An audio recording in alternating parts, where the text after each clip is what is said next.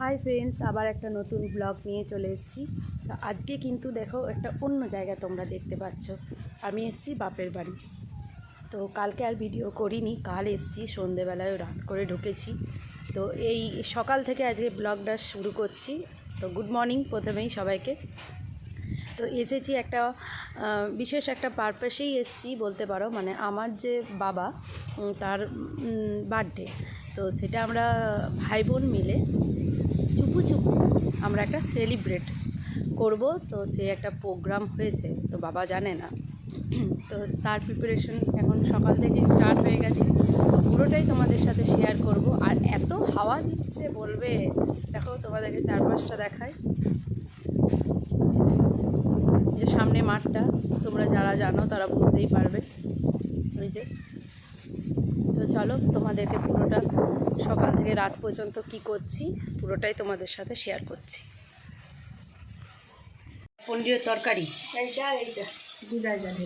দু জায়গায়। আর এটা কি হচ্ছে? এটা আলুর দম। আচ্ছা, আর কি কি হচ্ছে আজকে? পনিরের তরকারি, আলুর দম, পায়েস, সোনাপুরি ঝালদা, আলু পোস্ত, মুসুরির ডাল। এগুলো হচ্ছে মসুরির ডাল, মানে আলু পোস্ত, সন্নেফুল ঝালদা, এগুলো হচ্ছে সকাল থেকে। হ্যাঁ। আর রাতের হচ্ছে এই যে এইগুলো পনির, আলুর দম, মটরশুঁটির কচুরি, আর একটু আলুর দম বিরিয়ানি, এই সকল প্রোগ্রাম আছে। যে মায়ের রান্না বান্না শুরু হয়ে গেছে। মটরশুঁটি কচুরির জন্য মটরশুঁটিটাকে পেস্ট করে এখন এটাকে ফ্রাই করা হচ্ছে। পায়েস বসে গেছে এখানে। বিরিয়ানির জন্য আলু বসিয়ে দিয়েছি, আর এই যে চাল ধুয়ে রেখে দিয়েছি।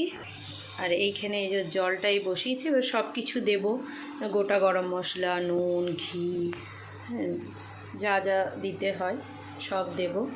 আর এইখানে এই যে প্রায় হয়েই চলে এসছে, একদম রেডি হয়ে গেছে। এবার একটুখানি হালকা মানে দুধটা একটু হালকা মরলে এবারে নামিয়ে দেবো, বাস হয়ে গেছে এটা। এই দেখো ভাত আমার হয়ে গেছে, জল ঝরতে দিয়েছি।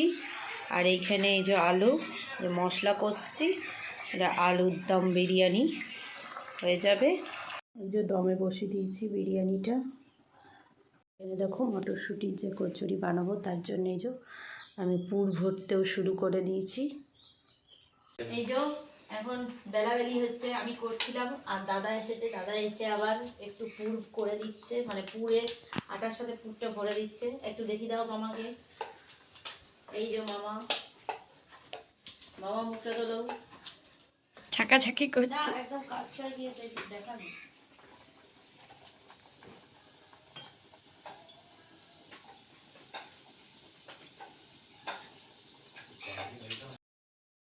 আমাদের এখানে ডেকোরেশনের জন্য আমরা সাজাতে শুরু করেছিলাম। যে দাদা, আমি, ভাইজি, আমার ছেলে সবাই মিলে একসাথে সাজাচ্ছিলাম।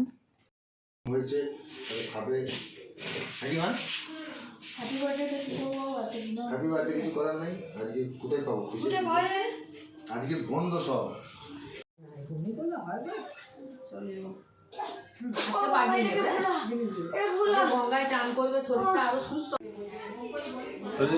এই যে আমরা এখন মোটামুটি সাজিয়ে ফেলেছি, এখানে কেক কাটিং হবে। আর দাদা তো ওতে একটু বেরিয়েছিল। তারপরে আমরা এই দেখো দরজাটা লাগিয়ে রেখেছিলাম বাবু আসার জন্য। বাবু ঢুকতেই আমরা সবাই মিলে হ্যাপি বার্থডে উইশ করলাম বাবুকে। না, সবাই আসুক দিয়ে কেকটা কাটা হবে।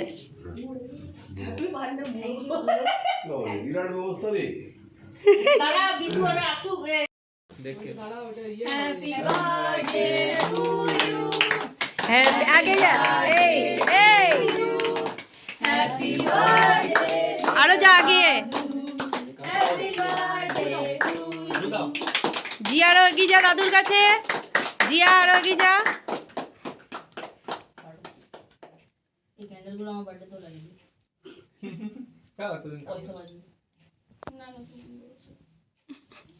এরা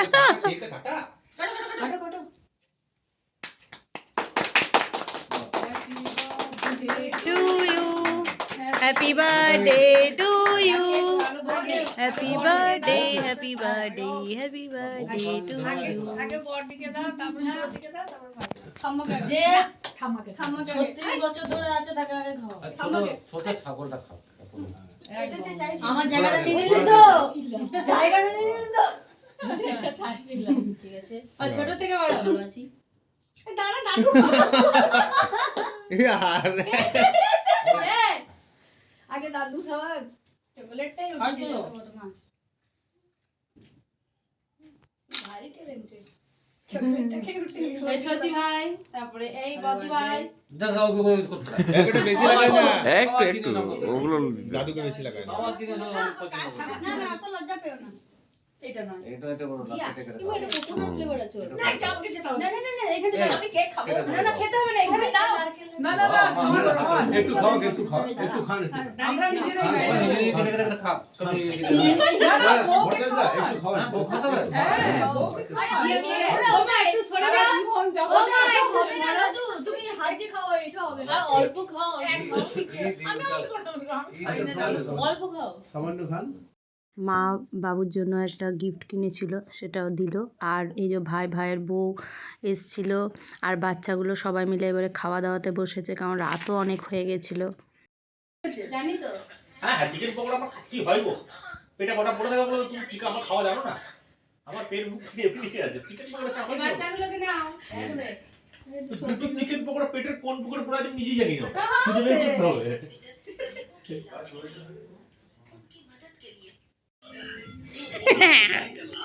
এই বাজার দুটো তাকাও, এই যে সব খাওয়া আমার পাতা শেষ।